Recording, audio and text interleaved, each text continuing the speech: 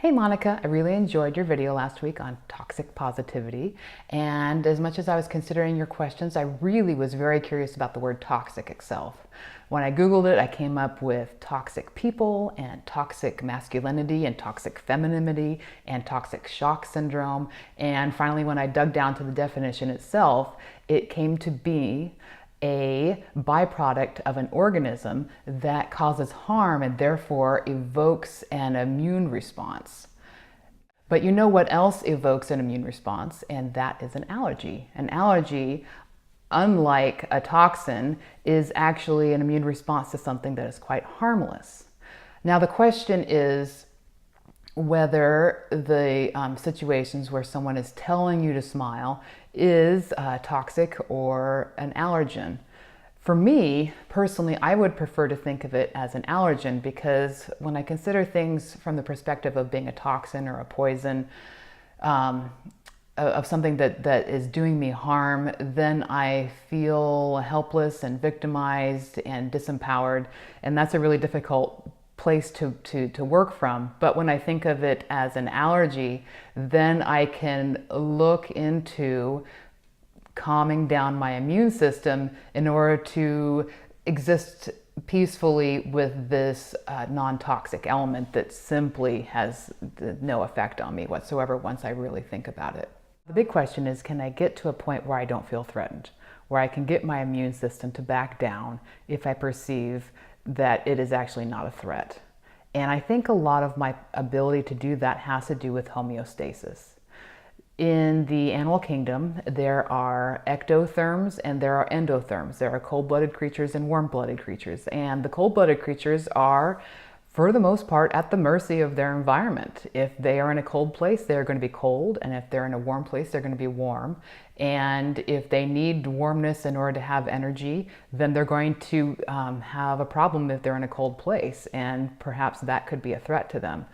But if it is a warm-blooded creature and they are in a cold place, they are not necessarily as threatened, and they can maintain their metabolic rate and their internal core temperature because they are self-regulating. And that self-regulating of the internal temperature gives a creature quite a lot of power to actually not feel threatened by something that simply exists in the environment that would otherwise not really be harmful. I think about this when I think about people telling me to smile or telling me that smiling is the best. And I really have come to understand, for at least for myself, that that does feel threatening when I haven't internally emotionally processed and I haven't regulated my own emotions.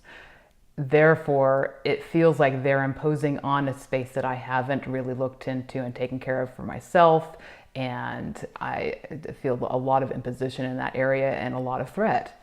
But when I am being told to smile and I've already processed my emotions and I know the emotions that I have are either appropriate or that I'm working through them in my own time and I'm being responsible for them, especially when I have processed them before going into a public space, and then in that public space someone can tell me that and I know that I've done my emotional homework beforehand, then I don't feel threatened because I have homeostasis. I am an endotherm. I have internally emotionally regulated myself to the point where external emotional variances, like someone telling me to smile, is not really a threat or a problem because I have my 98.7 degree temperature, and you dropping 10 degrees or raising 10 degrees or blowing a cold wind at me is maybe perhaps, a little frustrating, but not really as much as it would be for a cold-blooded creature that would really, drop their energy and they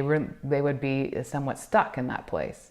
So in order to turn a toxin into an allergy, and in order to find power, I think, in situations where someone is, urging you to have an emotional state, is to already have your emotional state for yourself sorted out and to be confident and sure that that is the right thing for you.